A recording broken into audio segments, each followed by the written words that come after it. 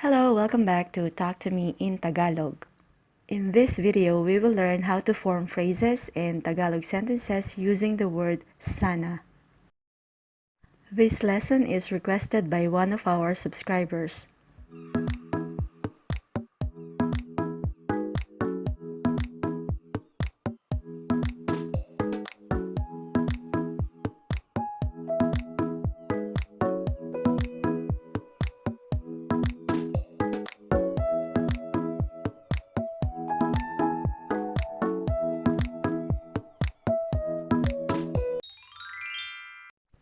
Sana is used in three different situations. The first one is to express your hope or your wish. Sana is the equivalent of I hope or I wish. Sana is also used to say that you wanted to do something, but something came up. Sana is like I was going to do something, but... and then you add the rest of the sentence. Sana is also used to express your opinion that someone should have done what he was supposed to do or should have not done what he did. You will learn more about the word sana through our examples, so I hope you will stick around until the end of this lesson because sana is very simple and easy to understand. Okay, so let's use sana to express what we hope or wish for. Sana mag-snow ngayon. Sana mag-snow ngayon. Ngayon means today. And the word sana, as you already know, it means I hope. So sana mag-snow ngayon means I hope it snows today. Next, sana yumaman ka. Sana yumaman ka. Yumaman means to get rich and ka means you. Sana yumaman ka. It means I hope you get rich. Next, sana nandito ka. Sana nandito ka. Nandito means here or the place where the speaker is. So sana nandito ka means I wish you were here. Then we have sana magkasama tayo. Sana magkasama tayo. Magkasama means together and tayo is we or us. Sana magkasama tayo. I wish we were together. Next example is sana makatravel ako sa Norway sa susunod na winter. Sana makatravel ako sa Norway sa susunod na winter. Makatravel means to be able to travel. Ako is I. Sa is to. Sa susunod means next. Sana makatravel ako sa Norway sa susunod na winter. I wish I could travel to Norway next winter. Next, malakas ako kumain pero ang payat ko pa rin. Sana tumaba na ako. Malakas ako kumain pero ang payat ko pa rin. Sana tumaba na ako. The word malakas means strong, but if you use it with the word kumain, which is to eat, malakas becomes a lot or many. So the phrase malakas ako kumain means eat a lot. Pero means but, payat is thin or skinny. The phrase ang payat ko means I'm skinny or I'm thin, and pa rin is still. And the word tumaba means to get fat or to gain weight. Malakas ako kumain pero ang payat ko pa rin. Sana tumaba na ako. I eat a lot but I'm still skinny.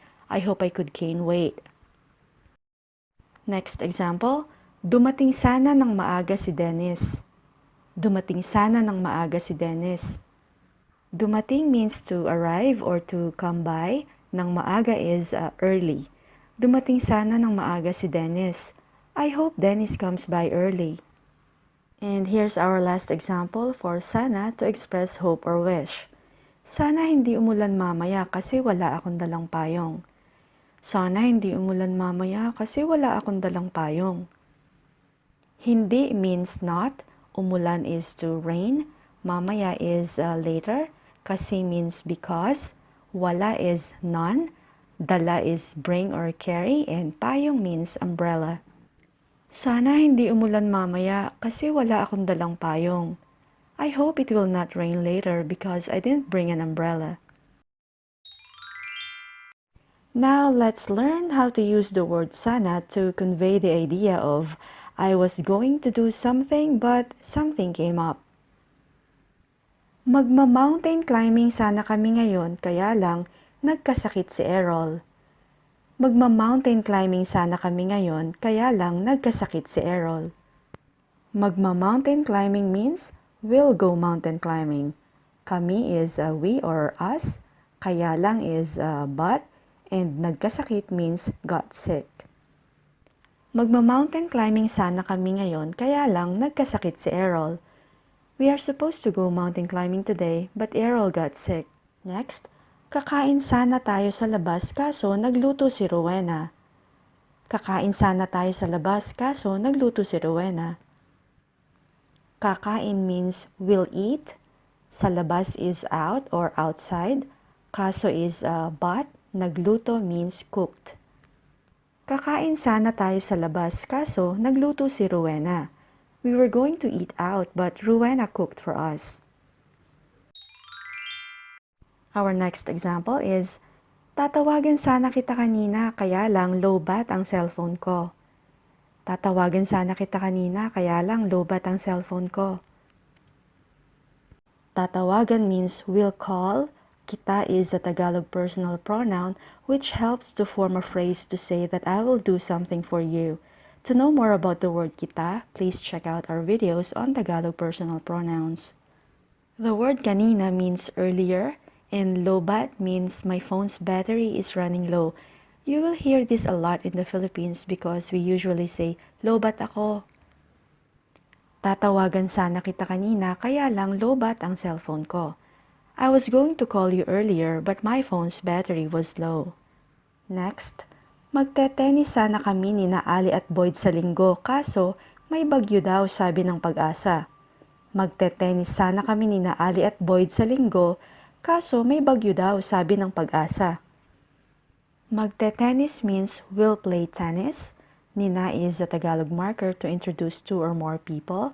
Sa linggo is a Sunday or on Sunday. May is there is.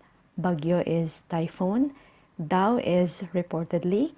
And Pag-asa is the acronym for the National Weather Forecasting Agency of the Philippines. Magte-tennis sana kami ni na Ali at Boyd sa linggo kaso may bagyo daw sabi ng Pag-asa. Ali, Boyd, and I are supposed to play tennis on Sunday but there will be a typhoon according to Pag-asa. So those are our examples for sana to say that you planned on doing something but something came up. By the way, if you want to learn more about the word daw, please check out our video regarding its meaning and uses. Let's now move on to sana to express that you should have or should have not done something. Hinawakan mo sana ng mabuti ang vase para hindi nabasag. Hinawakan mo sana ng mabuti ang vase para hindi nabasag. Hinawakan is the past tense of the word hawak, which means hold, so hinawakan means held. Mo means you, ng mabuti is carefully, para is so, hindi is not, and nabasag is broken. Hinawakan mo sana ng mabuti ang vase para hindi nabasag. You should have held the vase carefully so it did not break. Next, hindi ka sana nagtiwala kaagad. Ayan, naloko ka tuloy. Hindi ka sana nagtiwala kaagad. Ayan, naloko ka tuloy.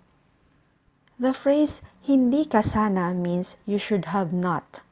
Hindi ka sana. Tiwala means trust. Nagtiwala is trusted. Kaagad is immediately or right away. Ayan is a Tagalog interjection that could be an equivalent of the English see or there. Naloko means deceived, and the word tuloy can be translated as a result of a certain action. We will learn more about this word in another video. Hindi ka sana nagtiwala kaagad. Ayan, naloko ka tuloy. You should have not trusted right away. See, you've been duped. Our next example is, ibinigay mo na lang sana sa pulubi ang mga lumang damit kaysa itinapon mo. Ibinigay mo na lang sana sa pulubi ang mga lumang damit kaysa itinapon mo.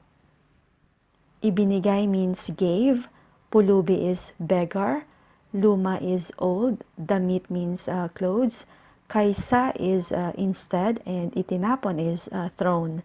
Ibinigay mo na lang sana sa pulubi ang mga lumang damit kaysa itinapon mo.